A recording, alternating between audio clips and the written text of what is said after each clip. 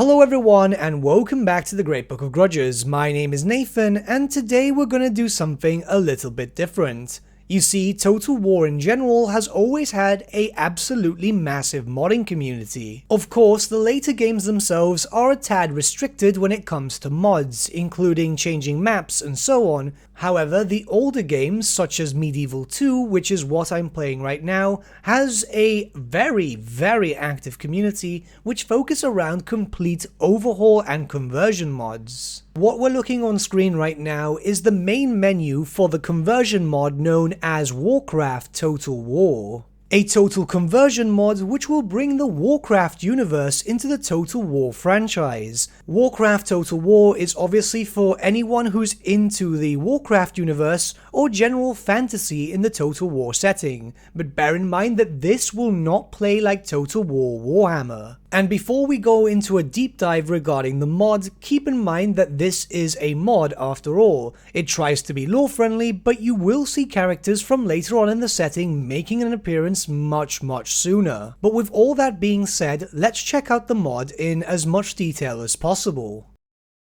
Through this conversion mod, you will have access to two different campaigns. The first one can be found in the Warcraft campaign tab. The setting for this campaign is shortly after the Dark Portal, meaning that this is more or less at the beginning of the Reign of Chaos Warcraft 3 game. As you can see, there's a multitude of different playable races and factions, each with their own unique playstyle, and obviously their own culture, units, and everything in between. Keep in mind that the setting is based around Reign of Chaos, so the factions that you know from there will make an appearance as playable races and factions. However, that being said, that it's been expanded upon, and there are also some races and factions which made their first appearance in the World of Warcraft MMO, also making an appearance here.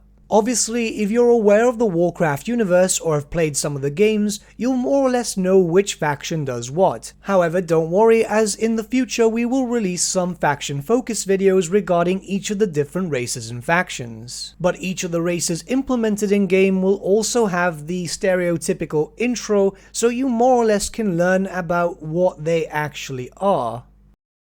Just for a basic overview here, when beginning as the Kingdom of Lordaeron, you'll see that you have access to the whole Kingdom of Lordaeron, with many named characters also making an appearance as your army generals. You'll see that the Scourge has already begun its activity within the lands of Lordaeron, and you'll eventually have to start working to fight against them. There are a bunch of different races and factions, and of course a multitude of settlements to take over. If you're familiar with at least the basic lore of the World of Warcraft universe, more specifically from the Wrath of the Lich King backwards, you'll see it represents the three main continents, the Eastern Kingdoms, where we are right now, Northrend on the northern part of the map, and Kalimdor on the far west as its true lore-friendly experience. Bear in mind the Cataclysm expansion also changed that dramatically, but this is pre-Cataclysm. And before anything, don't worry if you're not familiar with the lore of this universe, as it's definitely not needed to actually enjoy this.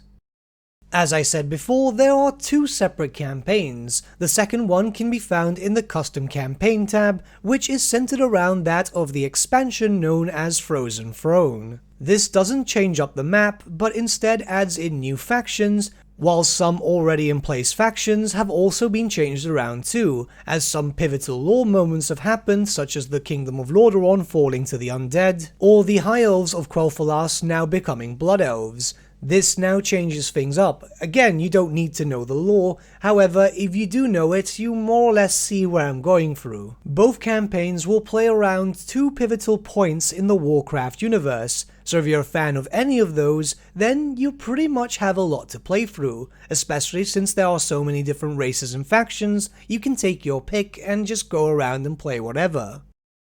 We'll do a quick flyby through all the continents themselves. Bear in mind that this is medieval, so some locations are of course subject to some weather effects, especially since all your campaigns start in the winter. But of course this is Warcraft after all, where all the biomes are very strange and some of them will have their own effects. Loads of locations have of course been added in, some of them from vanilla, some of them all the way up to Wrath of the Lich King, and even going back to the earlier RTS series. The 3 separate continents themselves are absolutely massive, with many of the different races and factions being specific to their actual continent, meaning that depending where you start, you'll be fighting different factions all the time. It won't feel repetitive, as, say for example, if you start in Northrend, you're most likely going to fight trolls, undead scourge, and obviously Nerubians, which are a spider-like people. If you start in Kalimdor to the west, you'll be dealing with orcs, night elves, and different other indigenous races to that location. And of course, if you start in the Eastern Kingdoms, you'll be fighting a lot of different human nations. However, they all have their own unique playstyle, and will vary quite drastically. Of course, there will be some similarities because, well, they're human after all, but they will actually feel like different races. Gameplay-wise, keep in mind this is a conversion mod for Medieval 2 Total War, so this is a much older historical, meaning that it will play like Medieval 2. If you're used to Total War Warhammer or say Total War Attila, don't expect that type of same playstyle. It might take a while to grasp, bear in mind that it also did for myself, as I streamed it just yesterday for around 5 hours or so, but you won't have too much of a problem if you're used to other popular conversion mods like Divide and Conquer, Third Age, or any others for Medieval 2. They are all of course based on the same games, so the gameplay itself will focus in a very similar style. Now let's talk about what most of you are probably thinking. Of course, the unit models themselves. This is Medieval 2 of course, so it's quite an old game. However, they've been able to create and import quite high resolution models for a game of this time. Some of them are direct ports from World of Warcraft or Warcraft 3 Reforged, while others seem to be from the Hive Workshop where the Warcraft modders themselves tend to upload their own work. Some of the stuff also may be a custom creation, but I'm not too sure if the modding team is actually working on that. The models themselves look absolutely great, some are better than others, yet they do look quite good. I'm obviously just showing off some Blood Elves here from the Sindori faction, yet everything does look quite good. Yes, some of the units themselves do have some polygon issues, but for a 2006 game, that's not bad whatsoever. Some of them are very high quality as I've said, while some of them do lack quite a bit, but obviously bear in mind that this is a Total War game, you're mostly going to be looking at these units top down. One concern I normally have regarding these Total War overhaul mods is that the AI might get a little bit confused as the game is drastically changed. Though as you can see here, this is an end-turn cycle with the Fog of War turned off so we can keep our eyes on all the factions in-game. Everything seems to work as normal, they'll build up their forces, they'll take over new cities and so on, there's no issues there, which is a huge relief. There are some scripted events, such as Arthas returning from the Frozen Throne, however I'm not too sure as to how many there might be, and if it affects your campaign too much, though a little bit of flavour every now and then is always good.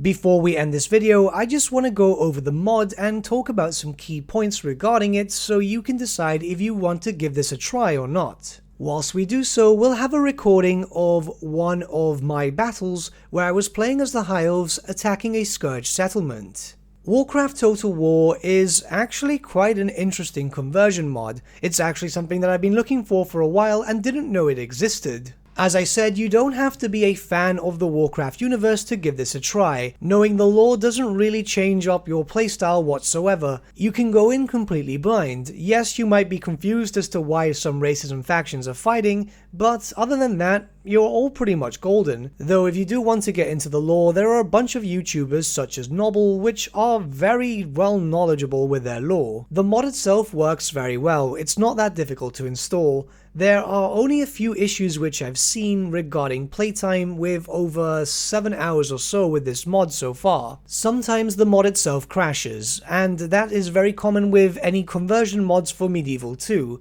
Bear in mind that this is a very old game, so sometimes these types of things things will happen. Just make sure that you're saving every so often and you won't have an issue where you'll lose a lot of turns playtime. There's also a little bit of stutter every now and then with the game, but that generally only happens when you have large armies. If it's something too big, where for example you have 2 massive forces against 2 other massive forces, you will get a bit of stutter. Again, it's also important to stress out that if you're used to more recent Total War titles, well, this game is drastically different, modded or otherwise. More specifically around the battles, where they'll take a lot longer to finish. This isn't like Total War Warhammer, where battles are normally won within 5 minutes or so. These can take much longer, and the larger your army, the longer they'll take. This isn't a negative, this is actually a massive positive for this mod, as it's actually really fun to fight long-standing battles. I do really recommend this mod if you want a different type of fantasy setting other than Warhammer, and I will leave a link to the mod page in the description below. As I said earlier in the video, some of these factions play very differently to each other due to the different styles of units and so on, so if you'd like some faction focus videos, more or less beginner guides, let me know in the comments below if there is interest regarding that, and I'm more than happy to do so. But with that, my friends, we've come to the end of our video. Thank you so much for watching. If you did enjoy the video, might I suggest giving the video a like, or even subscribing to the channel, as it really does help us out. In the description section below are various links to different social media platforms such as Facebook, Instagram, and Discord. Also in the description section is an affiliate link with Element Games, where you could buy loads of hobby-based products, not just Warhammer, for 10 to 25% off. Making a purchase using that link and also our special code, which is also in the description, supports the channel at no extra cost to you, which we think is rather cool. A big thank you to our patrons. Your support means the world to us. It's amazing that people want to help a small channel like us grow and get to a higher level of content. A big thank you to Gibraltar LUSC, Ryan Bertsche, Andrew Prince, and Okro for subscribing to us at our Fane level. You guys are super cool. And a big thank you to Edward Yule, VS Vasan, Aaron Whitman, and Shaggy for subscribing to us at our King level. Honestly, we can't thank you all enough. And lastly, a big thank you to all of you for liking, sharing, and commenting on these videos. Honestly, it's because of you guys that the channel's been growing at such a great pace lately, so we can't thank you all enough. But with that, my friends, thank you so much for watching once again, and we shall see you all again very soon. Have a good day.